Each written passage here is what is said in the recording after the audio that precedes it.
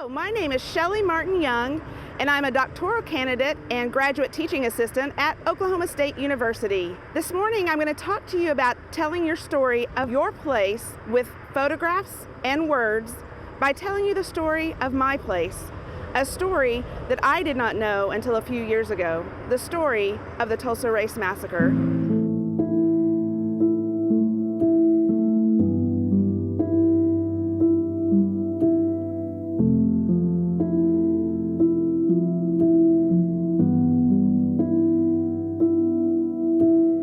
This morning, I'm standing in front of this beautiful Vernon AME church. It has been rebuilt, but 100 years ago, it didn't look like this. 100 years ago, it was completely burned to the ground, and all that was remaining was the basement. 100 years ago, the Tulsa Race Massacre happened right here, and I'm going to tell you that story.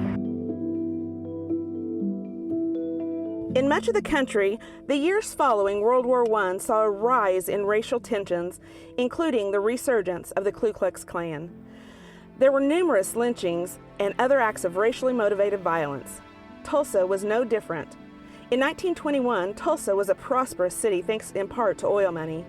Tulsa was also segregated, with most of the 10,000 black residents living in Greenwood.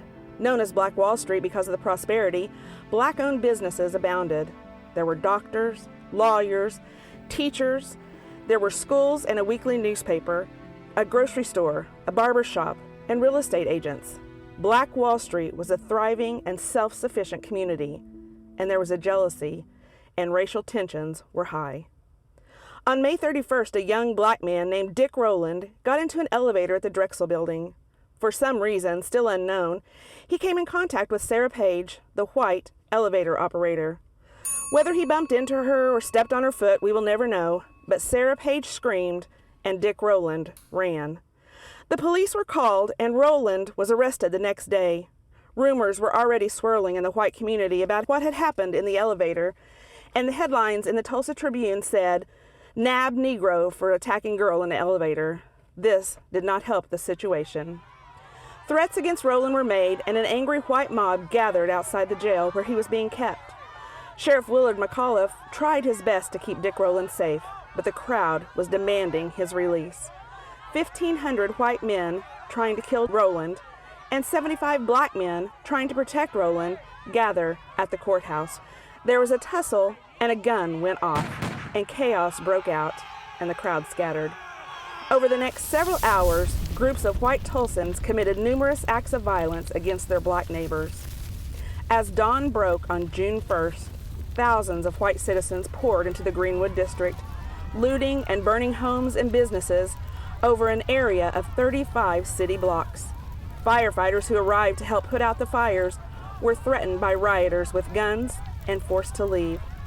According to a report put out by the Red Cross, 1,256 houses were burned, 215 others were looted. 2 newspapers, a school, a library, a hospital, churches, hotels, stores, and many other black-owned businesses were among the buildings destroyed or damaged by fire. After the Tulsa Race Massacre, all charges against Dick Rowland were dropped. The police concluded that Rowland had most likely stumbled into Page. He left Tulsa the next morning and reportedly never returned. The Tulsa Race Massacre is still considered one of the worst incidents of racial violence in the United States. I was born and raised in Tulsa, and I never knew what happened. When I was in school, I learned about such things as the Boston Tea Party that happened in Boston, Massachusetts, the Civil War between the North and the South. But I didn't learn the history in my own backyard. I did not learn about the Tulsa Race Massacre until I was 50 years old and had taught school for almost 30 years. When I first learned about it, I was sad, I was shocked, and then I was mad. This anger has sparked my current research. Right now, I'm working on my dissertation at Oklahoma State University on the Tulsa Race Massacre and how it's being taught in Oklahoma. My desire is for all kids and everybody in Oklahoma really to learn the story of the Tulsa Race Massacre. My other areas of interest of research includes critically examining textbooks to see whose stories are told and whose stories are left out. Today, I can look around the 4 blocks that is remaining of the 35 blocks that this community used to be. I can see the plaques in the ground that pay homage to the businesses that were burnt and never rebuilt. I can take a walk to the Greenwood Cultural Center and hear voices of the survivors. I can see that it's been cut in half by the highway.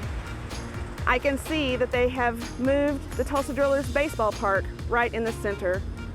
I can also see that Oklahoma State University Tulsa campus is located right in the middle of where the race massacre happened. Now I understand more about why my town is the way it is and about the history that has been hidden for so long. So what's your story? What's the story of your town? Does your town have a hidden history like mine? Kind of like how the new Black Wall Street mural is hiding the OSU Tulsa sign. Or is your history of your town more well known? But do you really know the story? The story of our town plays an important part in who we are, who we think we are, and who we are to become. So now it's time to explore your story. Reef photography is a great way to get started learning about your town. Visit your local historical society or university and see if they have photographs of what your town used to look like. I got my pictures from Oklahoma State University Tulsa campus and their Tulsa Race Massacre collection. Go to that place, pick out a favorite photo or a favorite place in your town from long ago, go to that same spot that is in the old photograph and take a new picture. Now, see if you can overlap those 2 pictures, or just look at the pictures side by side. What do you see? What do you notice? What do you think? What do you feel? What are the differences in these 2 pictures? How are these 2 pictures the same?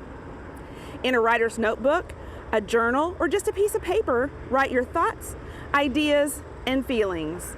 Now, turn those thoughts into a poem or a photographic collage. You can use George L. Lyon's Where I'm From poem as a mentor text if you need some guided poetry, or you can write in free form. Use what you see and feel and just write. Thank you for watching. Now get out there and explore your city or place. And be sure you share your stories, your poems, your collages with your community or online using the hashtag WriteOut. Thank you for sharing.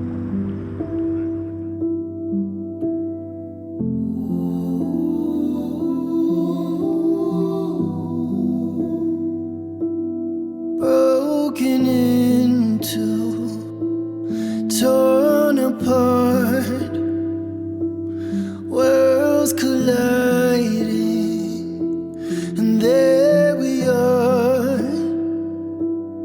Here I stand, painted red, with thoughts of whispers inside.